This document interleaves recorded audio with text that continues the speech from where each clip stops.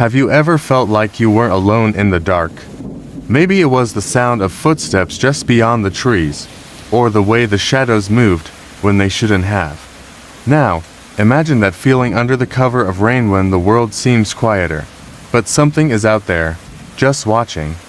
Tonight, I'm sharing 3 terrifying true stories that happened during storms, where the rain wasn't the only thing falling. Stick around, these are tales you won't forget. Have you ever driven alone at night, the rain blurring your windshield, the world outside your car feeling strangely empty? That's where Kate found herself on a stormy evening in the Pacific Northwest. She was a college student, heading home after a long study session. The rain was relentless, pounding on the roof, and her wipers struggled to keep up. As she drove along the winding highway, she noticed something up ahead. A man stood on the side of the road, waving frantically. He was soaked, and his face was hard to make out in the downpour. For a moment, Kate hesitated. Everything in her told her not to stop, but she felt a pang of guilt. What if he genuinely needed help? Against her better judgment, she slowed down and rolled down the passenger window just enough to speak. The man leaned in and said his car had broken down and asked for a ride to the nearest gas station. Kate's heart raced. Something about him felt off, but she didn't want to leave him stranded in the rain. She unlocked the door, and he climbed in. The drive started quietly. Kate focused on the road, but the man began asking strange questions. He asked where she lived, if she lived alone, and if anyone was expecting her that night. Her unease grew with every question. Trying to hide her fear, she told him her family was waiting for her and that they always stayed up late when she was out. As the rain poured harder, she spotted a brightly lit gas station up ahead. She made a split-second decision and pulled into the lot, pretending she needed to check something. She picked up her phone and pretended to call her dad. The man shifted uncomfortably, glancing around nervously. Then, without saying a word, he opened the door and disappeared into the rain. Shaken, Kate waited a few minutes before continuing her drive home. The next morning, she decided to report the encounter to the police. What they told her was chilling. A man matching his description was wanted for several assaults on women in the area. If she hadn't stopped at the gas station, the night might have ended very differently. These real-life moments remind us of how fragile safety can feel. If this story gave you chills, don't forget to hit the like button. It helps us share more unsettling tales with you. A group of friends had planned a weekend camping trip deep in the woods. They were excited to leave behind their hectic city lives for a few days of quiet under the stars. The first 2 nights were perfect, crackling campfires, shared stories, and the soothing sounds of nature. But everything changed on the 3rd night when the rain started. At first, it was a light drizzle, barely enough to bother them. They huddled under a tarp, laughing and telling ghost stories, the kind that gave them goosebumps but still felt safe. But as the night wore on, the rain intensified, and the mood shifted. The fire hissed and sputtered, casting long shadows that seemed to dance eerily on the trees. One of them, Megan, mentioned feeling like they were being watched. The others laughed it off, teasing her for being jumpy. But as the rain poured harder, they all started noticing strange things. Faint snapping sounds came from the woods, like twigs breaking underfoot, and they swore they saw flashes of movement just beyond the reach of their flashlights. To calm their nerves, they decided to call it a night and retreat to their tents.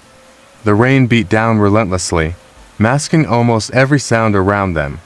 Megan, still uneasy, struggled to sleep.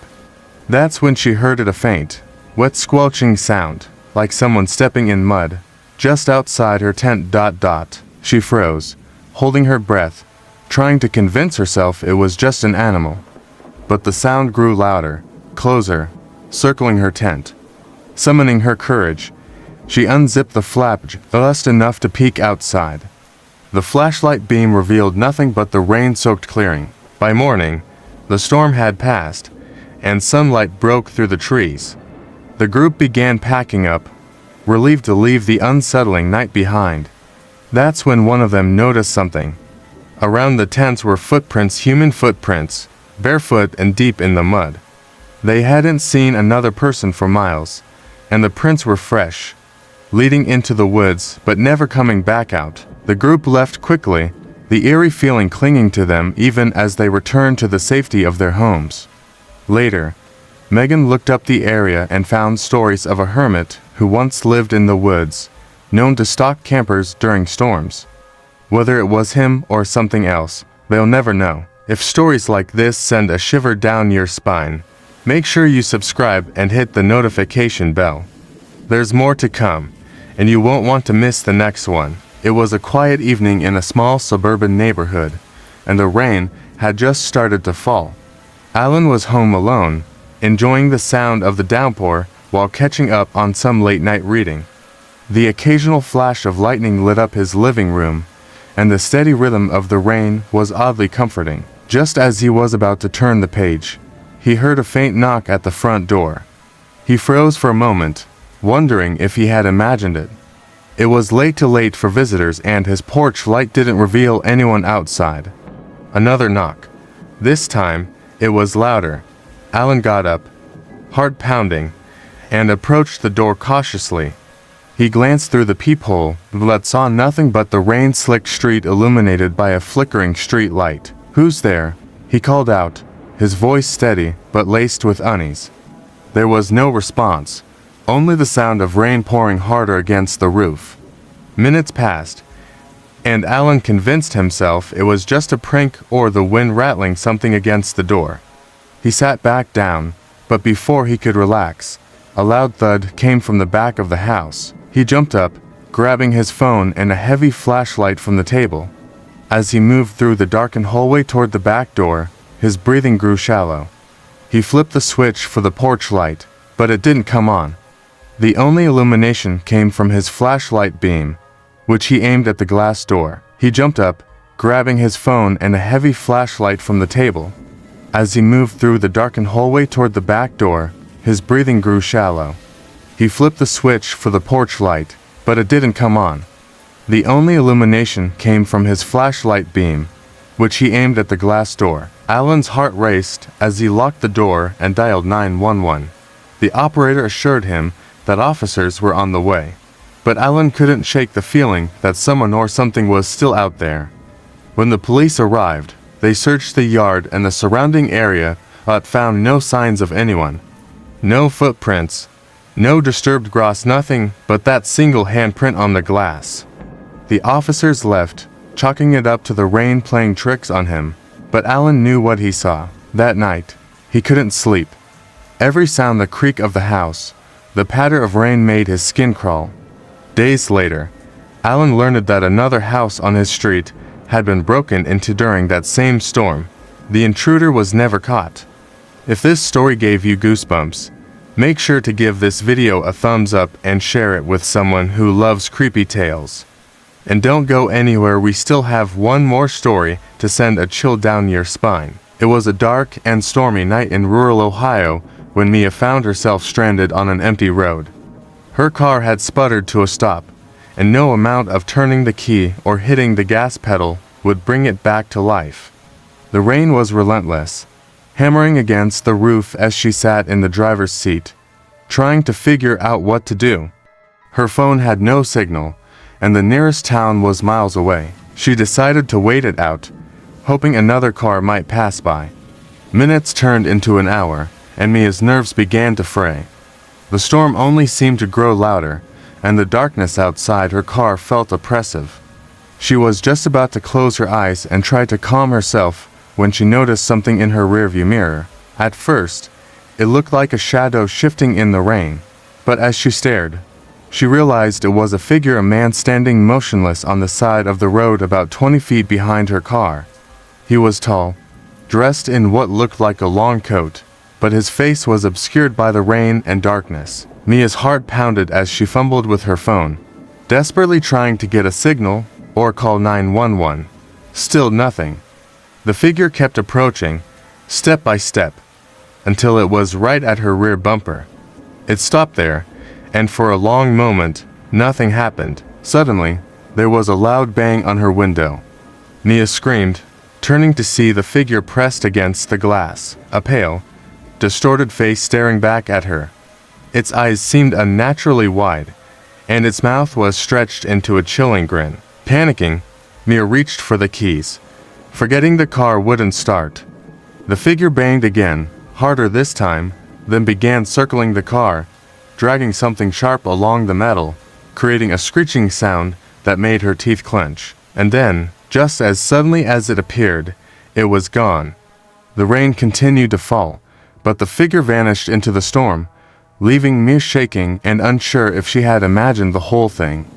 When the storm finally eased and the first light of dawn crept over the horizon, Mia dared to step out of her car. What she saw made her stomach drop. The car was covered in deep scratches, and smeared across the back window were the words, "See you next time." She never drove that road again. If this story has you checking your windows, hit the subscribe button and turn on notifications. We have even more terrifying tales coming your way. Stay safe out there.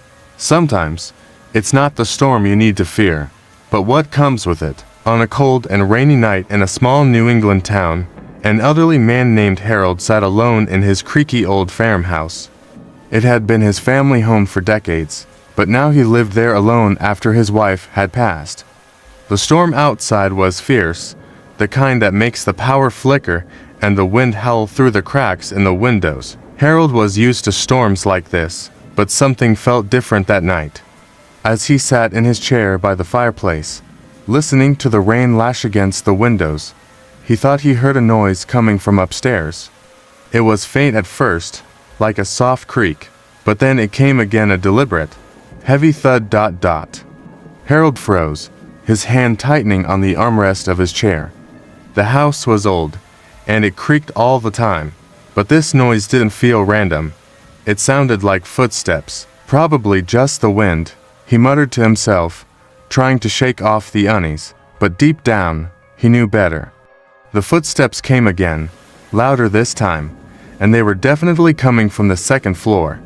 Summoning his courage, Harold grabbed the old flashlight he kept by the fire and made his way toward the stairs. The wooden steps groaned under his weight as he climbed, the sound mingling with the storm raging outside. When he reached the top, he shone the flashlight down the hallway. The beam of light illuminated the doors to the empty bedrooms, all of them closed except for one, the door to the room where his wife had spent her final days. It was ajar, swaying slightly, as if pushed by an invisible hand. "Hello," he called out, his voice trembling. There was no response, only the sound of rain hammering against the roof. He stepped closer to the door, his flashlight shaking as he pushed it open. The room was exactly as he had left it, with his wife's favorite rocking chair facing the window. But something was wrong. The chair, which had been still for months, was rocking back and forth, slowly and deliberately. Harold's breath caught in his throat as the chair creaked with each movement. Then, in the reflection of the rain-streaked window, he saw a shadowy figure standing behind him. It was faint but unmistakable, its form blurry and indistinct, like a smudge in the air. He spun around, but there was no one there. The chair stopped rocking, and the house fell silent, save for the storm outside. Shaken, Harold hurried back downstairs and locked every door and window in the house. He spent the rest of the night by the fire, afraid to move, his mind racing with questions he couldn't answer. The next morning, when the storm had passed, Harold went back to the room. Everything looked normal, except for one thing. On the window pane, written in the condensation, were the words, "I'm still here." Harold never went back into that room again. If this story left you with goosebumps, don't forget to like this video and share it with your friends. And if you haven't subscribed yet, what are you waiting for? There are plenty more chilling tales to come, and you won't want to face them alone.